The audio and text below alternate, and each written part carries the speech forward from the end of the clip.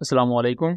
Welcome to conflict card रात। दोस्तों, defence express की एक न्यूली इमर्ज होने वाली रिपोर्ट के मुताबिक इंडिया अपनी LCA तेजस एयरक्राफ्ट को रिपब्लिक डे यानी कि 26 जनवरी को होने वाली मिलिट्री परेड में शोकेस नहीं करेगा। ये एक बहुत बड़ा सेटबैक समझा जा रहा है। इंडिया के इंडिजिनस या मेड इन इंडिया या आत्मनिर्भर भारत का जो एक स्लोगन था, उसके लिए बहुत बड़ा फेलियर, शर्मिंदगी और नाकामी कंसिडर की जा रही है। जहां इंडिया बाकी तमाम चीजें दिखाएगा, इंडिया रशियन कोलैबोरेशन के साथ तैयार करदा BrahMos missile, Russian made tanks, Russian SU-30 जैसे एयरक्राफ्ट शोकेस करेगा, फ्रेंच स्कैल्प मिसाइल्स को, फ्रेंच राफेल्स को, फिर यूरोपियन साइड के जो वेपन्स हैं उनको शोकेस करेगा। लेकिन इंडिया का जो अपना तैयार करदा हिंदुस्तान एरोनॉटिकल लिमिटेड का LCA तेजस एयरक्राफ्ट, वो इस पूरी मिलिट्री डे परेड में से गायब रहेगा। इसका बिल्कुल वैसा ही हिसाब है जैसे चिराग तले अंधेरा के आप खुद जो आपकी अपनी प्राइम चीज है उसे आप साइडलाइन कर दें और दूसरों के तलवे चाटते हुए दूसरों की चीजों को शोकेस करना शुरू कर दें अपने मुल्क में होने वाली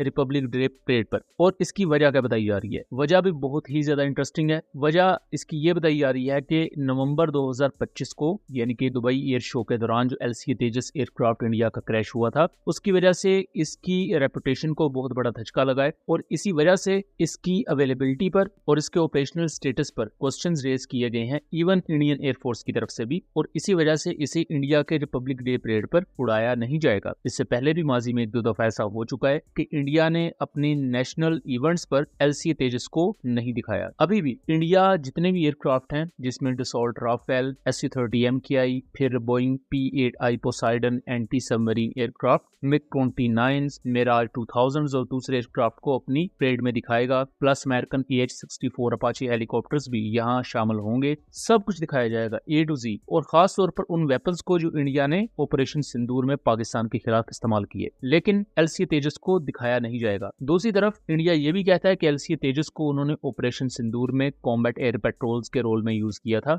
जहां इन्होंने air to air missiles carry करते हुए पाकिस्तानी बॉर्डर के करीब परवाजें भरी। लेकिन अब वो झूठ भी ऑलमोस्ट एक्सपोज होता हुआ नजर आता है, और वैसे था तो वो झूठ ही, क्योंकि इंडियन LCA तेजस पर खुद इंडियन एयरफोर्स के पायलट्स भी यकीन नहीं करते कि ये कॉम्बैट वर्दी एयरक्राफ्ट है। उसके मुकाबले में पाकिस्तान में कोई भी नेशनल इवेंट हो, इवन पाकिस्तान में किसी हाई रैंक ऑफिशियल का विजिट हो, जैसे कि UAE के प्रेसिडेंट आए हुए थे, देन टर्किश प्रेसिडेंट आए, तो उनके एयरक्राफ्ट को एस्कॉर्ट करते हैं Pakistani made GF-17 thunder aircraft जाकर, plus as a fly past सलामी दी जाती है कोई किसी भी स्टेट लेवल गेस्ट को जिसका विजिट बहुत ही ज्यादा अहम होता है और डायरेक्टली अलाइंड होता है पाकिस्तान की नेशनल सिक्योरिटी के साथ। प्लस पाकिस्तान में यौम दिफा की अगर परेड हो, फिर 23 मार्च के दिन अगर फ्लाई पास्ट हो, तो उसमें आपको GF-17 थंडर भी लीड करते हुए नजर आते हैं। प्लस पाकिस्तान एयरफोर्स के दूसरे फाइटर जेट्स, आर्मी का और दूसरा इक्विपमेंट भी शोकेस किया जाता है। इसके बारे में डिफेंस एक्सप्रेस ये भी क्लेम करता है कि इंडिया के डिफेंस मिनिस्टर राजनाथ सिंह ने भी इस बारे में जब क्वेश्चन उनसे किया गया तो उन्होंने कोई क्लैरिटी नहीं दी कि आइदर तेजस परेड का हिस्सा होगा या नहीं, जो कि अगेन इसकी कैपेबिलिटीज पर क्वेश्चन खड़े कर देता है। इसी के साथ साथ अहम चीज आपने नोट की होगी कि इंडिया बहुत ज्यादा बढ़ के मार रहा था कि तेजस MK-1A, जो कि GF-17 ब्लॉक 3 का कंपेटिटर है और 4.5 जनरेशन का एयरक्राफ्ट है, इसे बहुत जल्द इंडक्ट कर लिया जाएगा। इवन दो कि इसके कुछ एयरफ्रेम्स को इंडिया बना भी चुका है, लेकिन जो एयरफ्रेम्स बनाए हैं उनमें इंजन ही नहीं है, वो बगैर इंजन के ही अभी हिंदुस्तान एरोनॉटिकल लिमिटेड की फैसिलिटीज में खड़े हैं, और उनकी ये पिक्चर्स आप देख सकते हैं। अब कहने का मकसद ये है कि अमेरिका से इंजन मिल नहीं पा रहे। अब जब इंजन मिलेंगे तो उसके बाद उन पर अगेन टेस्ट फ्लाइट्स कंडक्ट की जाएंगी, और वहां से जब वो क्लियर होंगे फिर उन्हें दिया जाएगा इंडियन एयरफोर्स को, और इंडियन एयरफोर्स उन्हें इंडक्ट करेगी। और जो इंडक्शन थी ऑफिशियली तेजस MK-1A एयरक्राफ्ट की, वो 2019 में प्लान थी, फिर वहां से डिले हुई तो कहा गया 2022 में इन्हें इंडक्ट किया जाएगा। 2022 से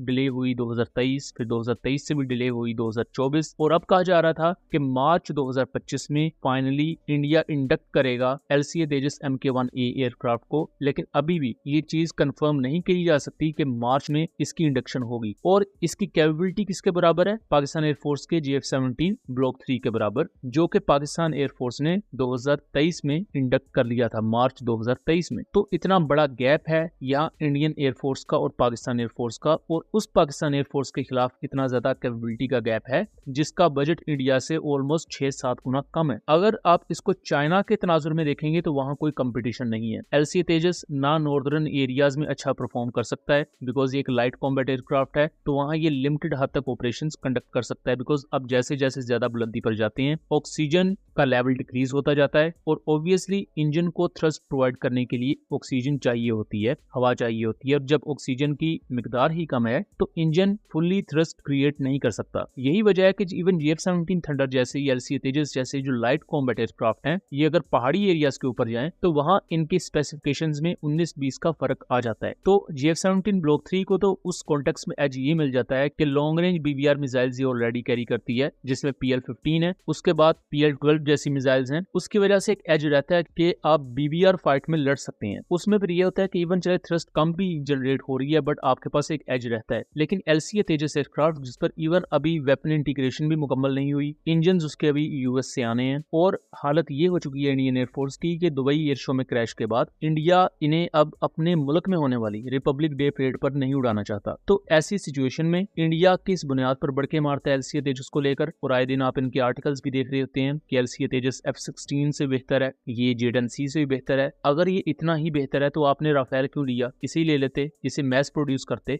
लेकिन सच्चाई यूं है कि जो दिखता है वो होता नहीं, और जो है, जो एक्चुअल में है, वो अब इंडिया से छुपाया नहीं जा रहा। यहाँ तक कि अब इंडियन एयरफोर्स ने खुद ही से बैन कर दिया है कि भाई हर चीज उड़ा लेंगे रिपब्लिक डे पर, बस इस चीज को नहीं उड़ा सकते जो अनफॉर्चुनेटली इन्होंने खुद ही बनाई है।